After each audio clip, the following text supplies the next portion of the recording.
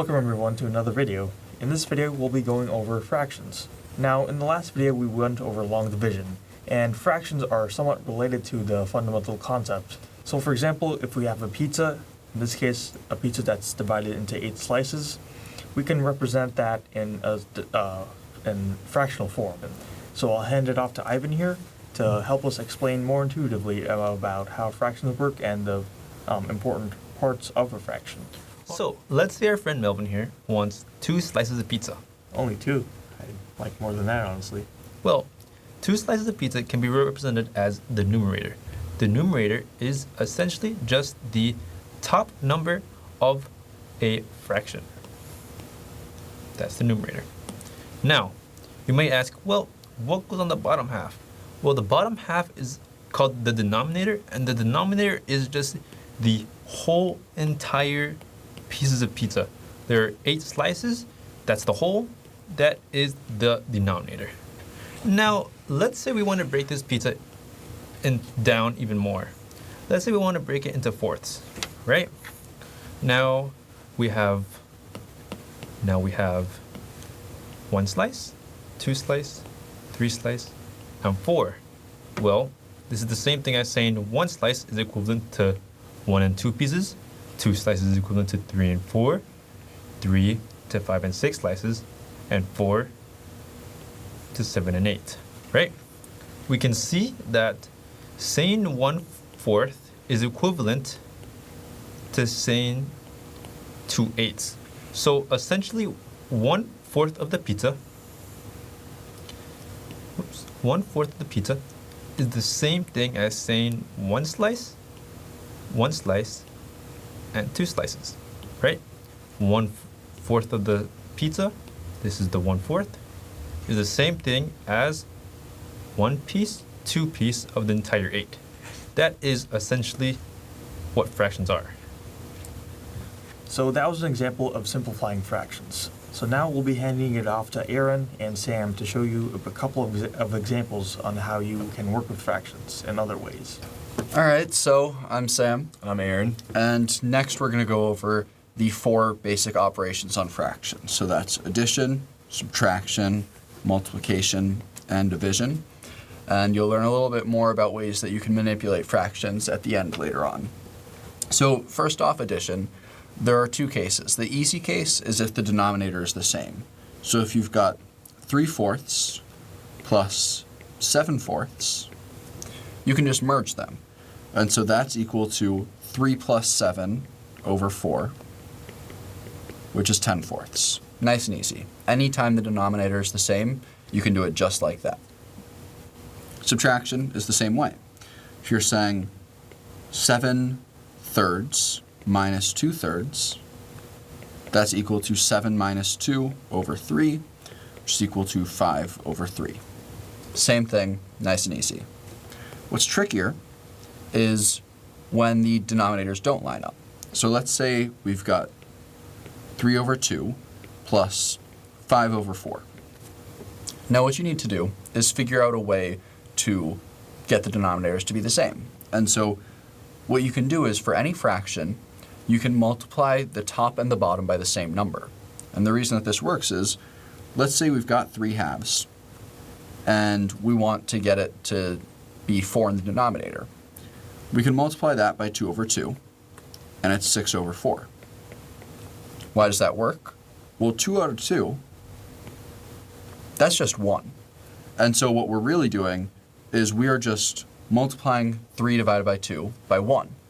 And so it's going to be the same thing, even if it has different numbers making it up. It's the same quantity. So we've got 3 halves plus 5/4. We turn that into 3 halves times 2 over 2, which is 1, plus 5/4, which is equal to 6 over 4 plus 5 over 4, which is, of course, 11/4. Now, this case is easy because it's easy to see how if you multiply by 2 over 2, you get from 2 to 4. What if it's not quite that simple? What if we've got 4/5?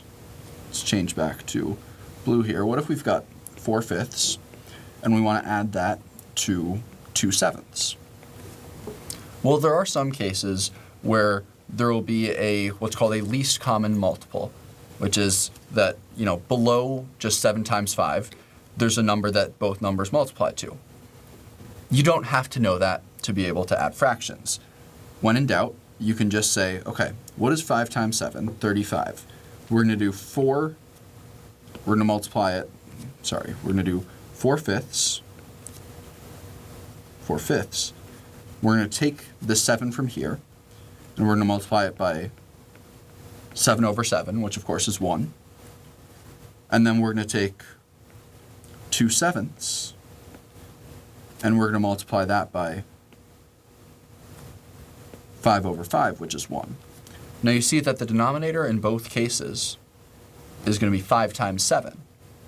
And so what you get from that is 28 over 35 plus 10 over 35. We already know how to do this. It's just 38 over 35. Now subtraction, again, is the same thing. If we've got 7 over 5 minus, let's say 1 over 4, we can just multiply 7 over 5 times 4 over 4 minus 1 over 4 times 5 over 5. That gets the denominators to be the same. It's going to be 28 over 20 minus 5 over 20, which is equal to 23 over 20.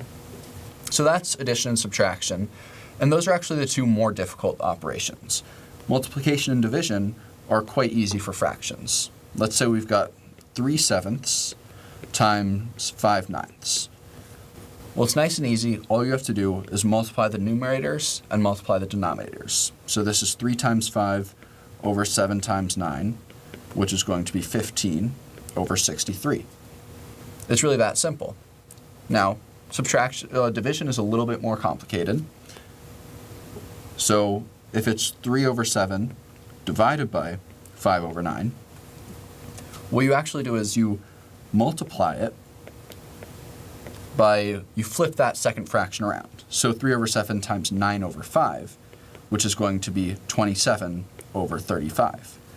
Now, the way this works is that if you're dividing by 5 ninths, that's actually the same as multiplying by 1 over 5 ninths. And so when you take that fraction, it flips it. And so it's just the same as multiplying when you flip the fraction. And so you don't need to necessarily understand why that works for now, but just know anytime you're dividing by a fraction, it's the same as multiplying by if you flip the fraction. So now I'll hand it over to talk about reducing fractions and to talk about mixed numbers for Aaron. Awesome. Thank you, Sam. So now we're going to look into some examples of reducing fractions.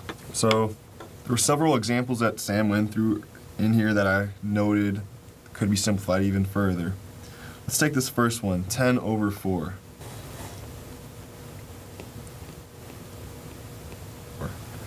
We can see that 10 over 4 is an improper fraction due to the fact that the numerator is greater than the denominator.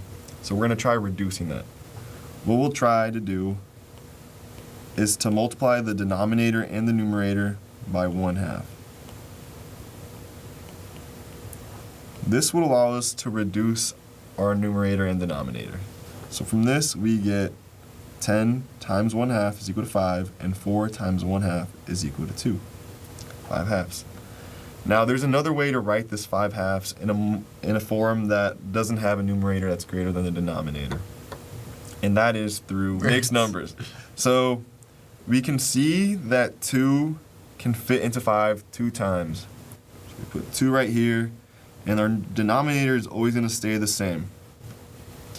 So when we do the 2 times 2, there's going to be a leftover 1. We'll put that right here. And then a little trick I know is if you multiply this denominator with the whole number 2 here, plus the 1, you end up getting 5. So the numerator is 5, and the denominator always stays the same, 5 over 2.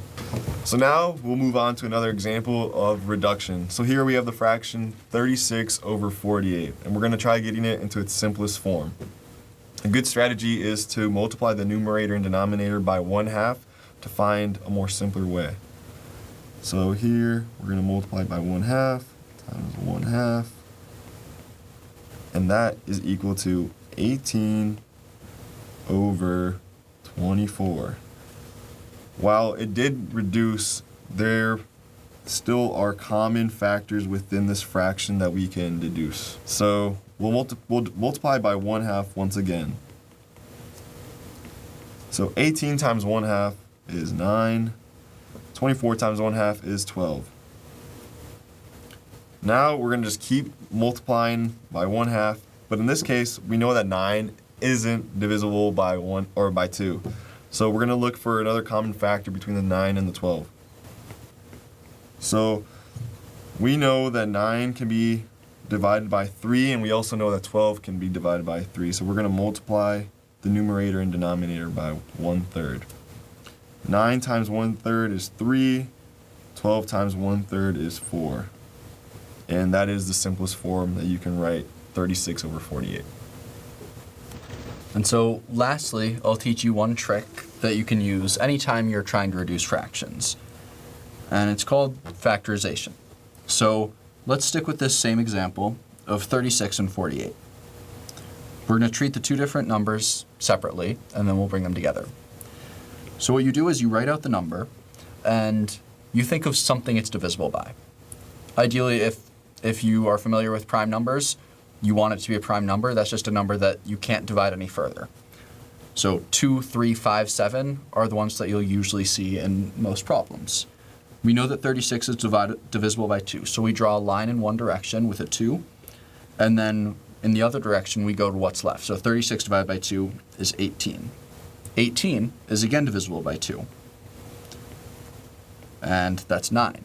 Now 9 is 3 times 3. So 3, then 3 here, and now none of these numbers can be divided any further, and so we're done.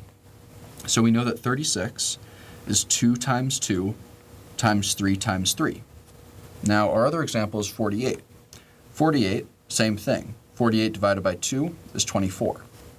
24 divided by 2 is 12. We can go one more step this time. 12 divided by 2 is 6, and then 6 divided by 2 is 3. Again, you can't divide any of these numbers any further.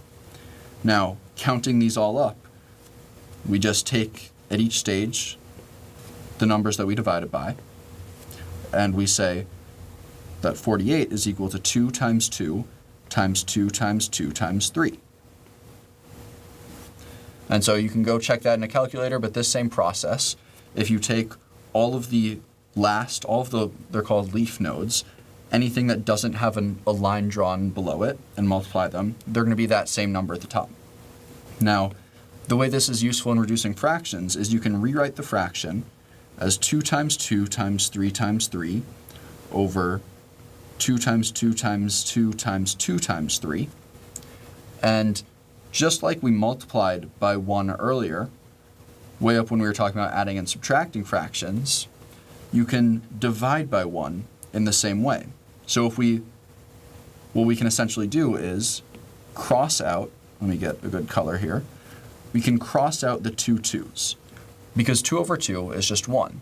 And so when we get rid of those 2's, we're not changing the number. Now we can do that again. So we're left with 3 times 3 over 2 times 2 times 3. Well, there's a 3 in both the numerator and denominator, so we can cross that out. And now there's nothing left in common. So we know that this fraction is equal to 3 divided by 2 times 2, or 3/4. So anytime you've got numbers that you can't immediately see how to best reduce them, you write out this, it's called a prime factorization tree, and then write the number as what's called the sum of its factors, or rather a product of its factors, cancel out all of the numbers that they have in common, and then what you're left with is going to be the reduced fraction. Awesome. Alright everyone, so thank you so much for watching our video on fractions. In this video we went over what a fraction is, how to reduce it, how to add, subtract, multiply, and divide a fraction. So with that, my name is Melvin. I'm Ivan. I'm Sam. And I'm Aaron. And make sure to like and subscribe and tell us in the comments what you want to know more about.